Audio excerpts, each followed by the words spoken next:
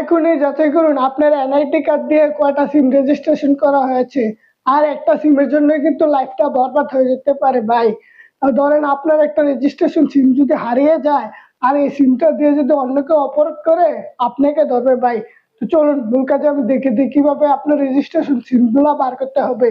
তো আপনার রেজিস্ট্রেশন সিম যদি আপনি নিজে চান যে অন্য কেউ ইউজ করে ব্যবহার করে চাইলে আপনিও বন্ধ করে দিতে পারবেন ভাই। তো চলুন আমরা মূল কাজে চলে যাই। তার আগে পেজটি ফলো করে ইউটিউব চ্যানেলটি সাবস্ক্রাইব করে পাশে থাকুন।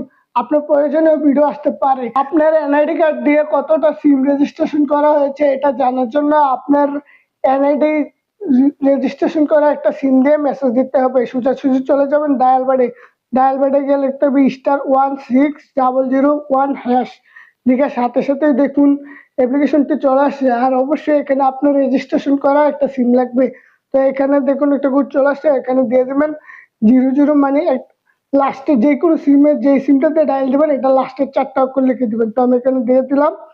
এই দেখার সাথে সাথে দেখুন উপরে একটা মেসেজ চলে আসছে। এই যে এখানে দেখুন মেসেজটা, এই যে আমার আইডি কার্ড দিয়ে 4টা সিম ইউজ হচ্ছে, লাস্টের 4টা সংখ্যা দেখিয়ে দিতেছে এখানে। চাইলে আপনি এখান থেকে ফোন দিয়ে আপনি যাচাই করে জানতে পারবেন যে আমি কোন সিমটা চালাইতেছি নাকি না চালাইতেছি ভাই।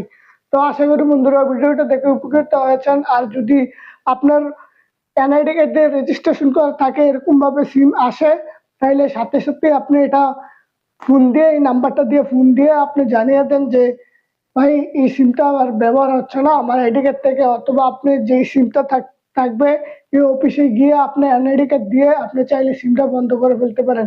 তো আশা করি বন্ধুরা ভিডিওটা দেখে উপকৃত হয়েছেন। দেখা হবে আবার নতুন ভিডিওতে। আল্লাহ হাফেজ।